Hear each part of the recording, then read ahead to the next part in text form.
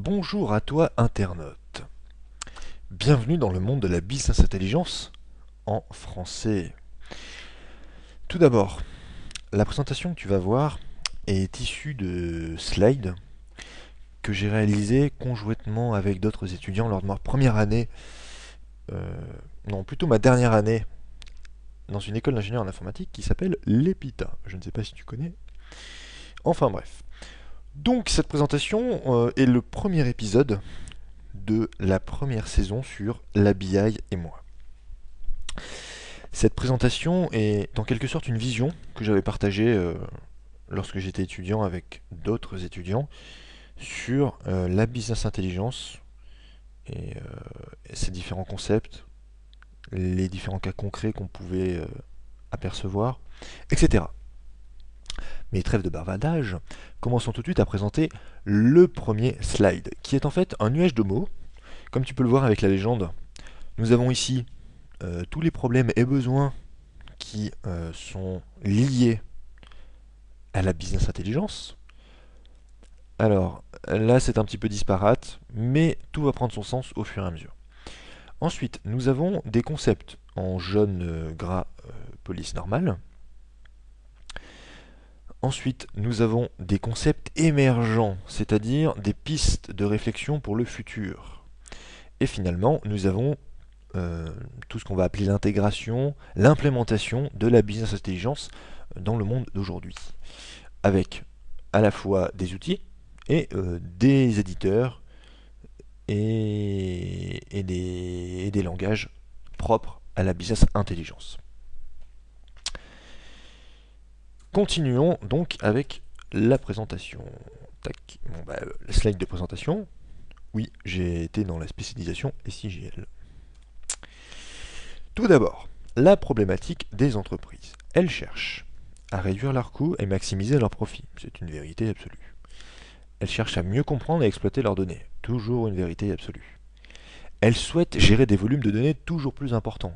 Eh bien oui, chaque année, de nouvelles données apparaissent et s'accumulent aux données existantes. Du coup, malgré ces forts de volume, ces volumes de données de plus en plus importants, elles souhaitent être de plus en plus réactives. Et donc, finalement, elles cherchent, pour tout dire, un support à la prise de décision via un processus complet. Le plan de la présentation est en 3 parties. Premièrement, nous allons présenter les différents concepts, la théorie de la business intelligence. Puis nous allons présenter des cas concrets, des exemples d'implémentation de la business intelligence dans le monde de l'entreprise.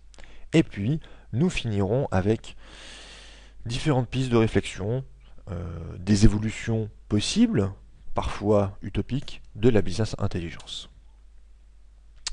Première partie, les concepts. Rappelons plus en détail les problèmes et les besoins liés à la business intelligence. Un des gros problèmes en entreprise sont les sources de données qui sont multiples, disparates, hétéroclites, en constante évolution, non structurées, dans des formats propriétaires, illisibles, etc. J'en passe, et des meilleurs.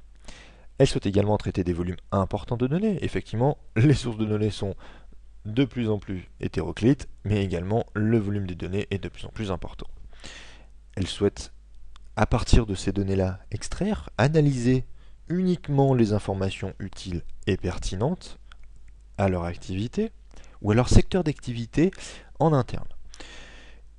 Et donc finalement, elles cherchent quelque chose pour les aider à décider, tout en accélérant leur prise de décision, en automatisant la détection des conditions anormales au sein de l'entreprise, et à détecter des tendances émergentes pour se diriger vers une situation de réussite et forcément s'éloigner d'une situation d'échec. Et également, elle cherche à partager, diffuser l'information toujours utile et pertinente. Quelques applications pratiques, puisque l'on a parlé du monde de l'entreprise en général, mais plus spécifiquement, on peut imaginer une aide à l'acquisition clinique, une aide à la décision dans la finance, les marketing, une aide dans les services de contrôle des gestions, une aide lors d'audits et de suivi financier par exemple, une aide également dans l'analyse des prévisions météorologiques, etc. Continuons dans les concepts. Le plus important finalement. Définir la business intelligence. Qu'est-ce que la business intelligence? Et pour bien définir le périmètre de la business intelligence, et du terme associé DSS, Decision Support System, il faut également dire ce que n'est pas la BI. Ce que l'on aurait tendance à attribuer au périmètre de la business intelligence, mais qui ne doit pas lui être attribué. Donc qu'est-ce que la BI? Eh bien, cela consiste à rassembler, à donner accès, à analyser des données et des informations à propos des opérations de la société, et uniquement de la société en question, pas des sociétés autour. Cela permet de lui jauger son activité par des indicateurs de performance, qu'elle-même définit, et finalement la BI est donc un terme qui englobe à la fois des concepts, des technologies et des applications. La BI est un terme générique. Tout comme le système d'aide à la décision, qui est finalement une traduction en quelque sorte de la business intelligence qui permet d'aller plus en profondeur dans les détails.